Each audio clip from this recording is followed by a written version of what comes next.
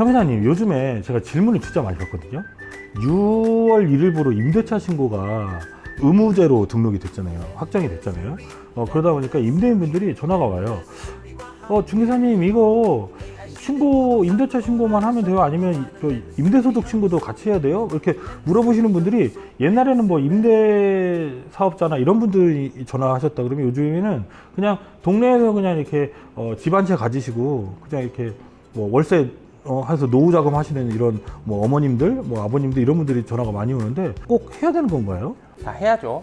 이게 다 걸리게 돼 있습니다. 임대차 신고를 의무적으로 하기 때문에 임대 소득이 다 나오니까 내가 얼마 벌었는지 소득을 해서 나라에서는 세금을 좀 내라. 그렇죠. 이제 우리가 임대차 신고를 국세청이 아닌 이제 국토부에다 신고를 하는데, 이 국토부에 임대차 신고가 들어가면 그 자료가 국세청에도 자동으로 다 넘어갑니다. 자료 연계가 되기 때문에 국세청에서 뭐 내가 사업자를 냈던 안 냈던 임대소득이 얼마 있는지를 이제 다 아는 세상이 되어버렸습니다. 그러면은 그 임대차 신고는 그냥 우리가 주민센터 가서 뭐 하면 되잖아요. 그 임대소득 신고도 뭐 그렇게 하거나 뭐 아니면 뭐 기간이 있나요? 임대소득 신고도 이제 보통 우리가 종합소득세 신고하는 매년 5월 달에 그때 같이 해주면 됩니다. 5월 달에? 그러면 올해 이제 1월부터 12월까지 만약에 임대차 신고가 됐다. 그럼 임대소득 신고는 내년 5월에? 그렇죠. 내년 5월에 2025년 1월부터 12월까지 있었던 임대소득에 대해서 이제 세금 신고를 하면 되겠습니다. 뭐 연말정산 뭐 이런 거 하는 것처럼 그렇게 맞습니다. 하는 똑같아요. 거죠? 네. 똑같은 거구나. 근데 이게 뭐 금액에 따라서 뭐 더 많이 내고 조금 내고 뭐 이런 게 있나요?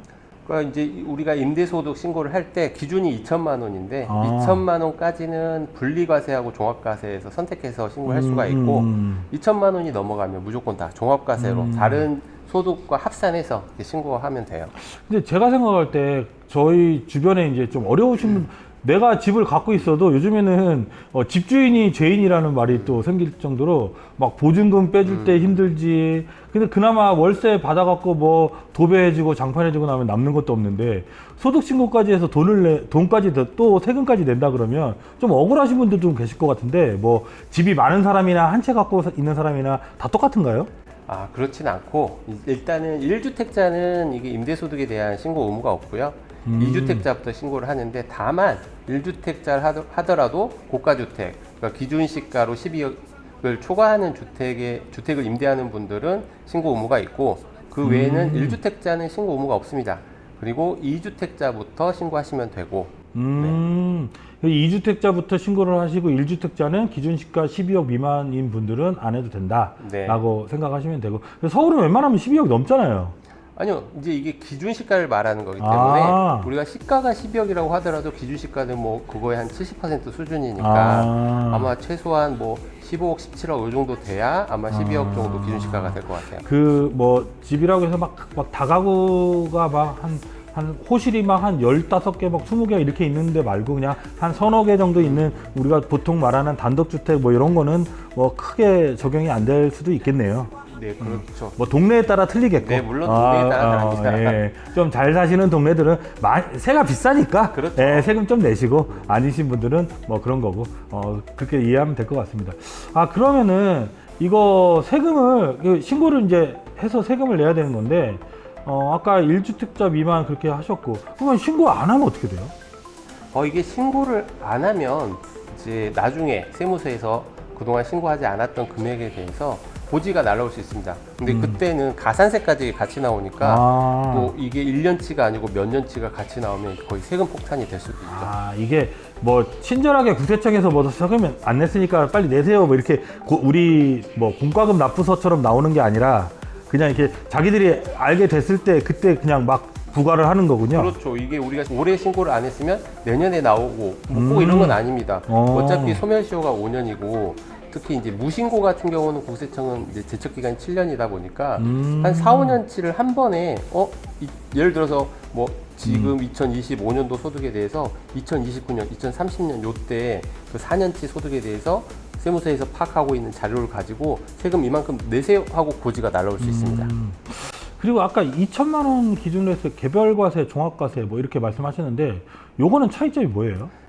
이제 분리과세하고 종합과세인데요. 2천만 원 이하의 분리과세와 종합과세에서 선택할 수 있다고 했잖아요. 네. 이게 주택임대소득에 대한 분리과세 세율이 14%입니다. 어. 그러면 내가 다른 소득이 많고 하다 보면 우리가 소득세 신고 세율이 거의 6%에서 누진해서 거의 45%가 있다 보니까 뭐 이 14%보다 높은 세율을 적용받는 소득이 있다면 이때는 우리가 분리과세 하는 게 더 유리할 것이고, 내가 소득 세율이 14% 이하에서 결정될 것 같으면 이거 종합과세 하는 게 더 유리하죠.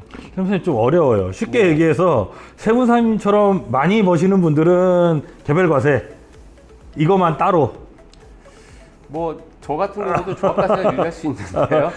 그리고 저처럼 조금 버시는 분들은 좀 종합과세로 해서 하는 게 유리하다라는 말씀이시고, 그러니까 2천만 원 미만자만 그렇게 해준다는 거잖아요. 아니면 다 그냥 종합과세고. 네, 2천만 원 초과하면 무조건 종합과세입니다. 오늘 그러면 종합적으로 정리를 하면 임대차 신고가 의무화되면서 더불어 임대소득 신고도 하는 게 좋다. 네, 하셔야 될 것 같습니다. 하는 게 좋다가 아니고 꼭 해야 된다. 안 하시면 나중에 크게 화를 입을 수 있다. 기준시가 12억 미만의 1주택자를 보유하신 분들께서는 신고 대상이 아니다.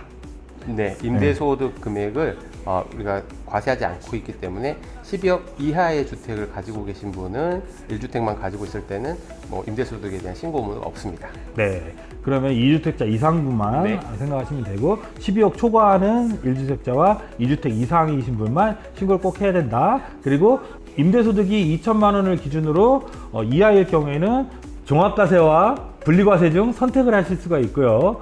초과하시는 분들은 무조건 종합과세 이렇게 된 거고, 안 낼 경우에는 안 내게 되면, 그러니까 신고를 안 하시게 되면 나중에 세무서에서 고지가 나올 수 있다. 가산세까지 세금 폭탄으로.